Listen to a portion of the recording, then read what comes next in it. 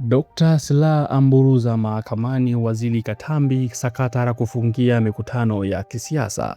Katibu mkuu mstaafu wa chama cha Chadema Taifa na aliyewahi kuwa balozi wa Canada Dr. Wilbrod Slaa hii leo Julai 16 mwaka 2026 akizungumza na wanahabari anasema ameamua kuungana na chama cha wanasheria wa Tanganyika TLS pamoja na kituo cha haki za binadamu LHRC kufungua kesi dhidi ya waziri wa mambo ya ndani Patrobas Katambi pamoja na mkuu wa jeshi la polisi IGP Wambura kwa kufungia mikutano ya hadhara ya vyama vya kisiasa. Aidha, Dr. Slaa amesema tamko hilo limevunja katiba kwa kuwanyima wananchi haki zao za msingi. Karibu sana. Tanzania imeshuhudia hatua nyingine muhimu katika mapambano ya demokrasia ambapo Dr. Wilbrod Slaa aliyewahi kuwa katibu mkuu mstaafu wa chama cha Chadema na balozi wa Canada ameungana na chama cha wanasheria wa Tanganyika TLS na kituo cha haki za binadamu kufungua kesi mahakamani dhidi ya waziri wa mambo ya ndani Patrobas Katambi na inspekta jenerali wa polisi IGP Wambura. Sababu kuu ni kufungia mikutano ya hadhara ya vyama vya siasa ambapo Dr. Slaa anasema hatua hii inavunja katiba na inawanyima wananchi haki zao za msingi za kukusanyika na kutoa maoni. Leo Julai 16 mwaka 2026, Dr. Slaa alizungumza na waandishi wa habari na kutangaza kuungana na TLS pamoja na LHRC kufungua kesi rasmi mahakamani. Anadai kwamba tamko la Waziri Katambi na maagizo ya IGP Wambura ya kufungia mikutano ya hadhara yanakiuka katiba ya Jamhuri ya Muungano wa Tanzania, hasa ibara zinazohusu haki ya uhuru wa kujieleza, kukusanyika na kushiriki katika siasa, ibara namba 18, 20 na 21.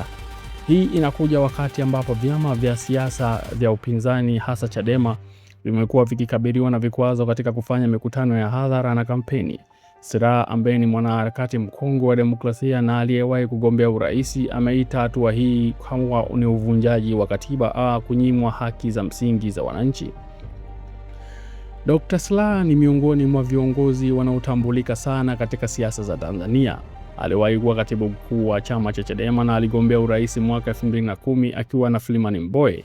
Baadaye aliteuliwa kuwa balozi wa Canada. Hata baada ya kustaafu bado ni sauti ya uhuru na demokrasia. Kurudi kwake kwa nguvu katika mapambano ya kisheria kunaashiria kuwa suala la uhuru wa kisiasa limefikia kiwango cha juu. Na ukiwazungumzia waziri Patrobas Katambi pamoja na IGP Wambura, hawa ni waziri wa mambo ya ndani na IGP wana jukumu la usalama na utaratibu wa mikutano. Serikali mara nyingi inajitetea kwamba vikwazo vinatokana na usalama wa umma, kuepuka ghasia au kufuata sheria za mikutano ya hadhara. Hata hivyo, wakosoaji wanasema vikwazo hivyo vimewekwa kwa upendeleo dhidi ya upinzani.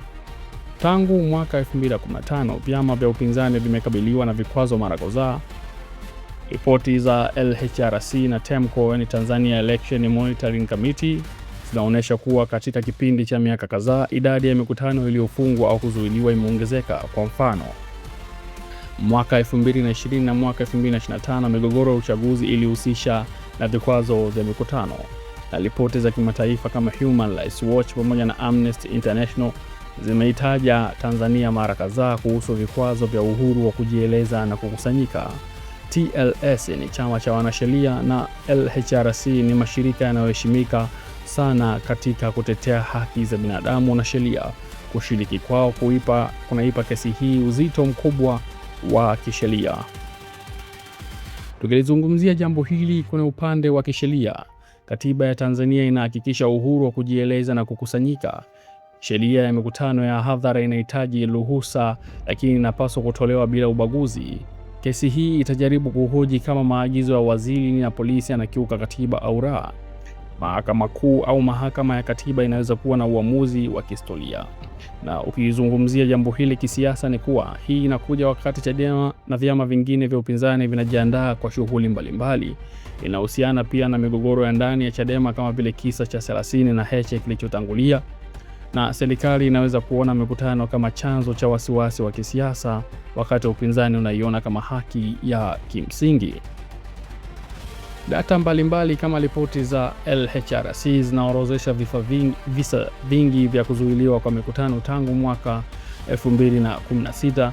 Na uchambuzi wa vyama vya siasa unaonyesha kuwa vikwazo vya mikutano vinaathiri uhamasishaji wa wananchi na demokrasia. Mfano, kimataifa, nchi kama Kenya na Uganda zimepitia migogoro sawa ambapo mahakama ziliingilia kati na kurekebisha vikwazo.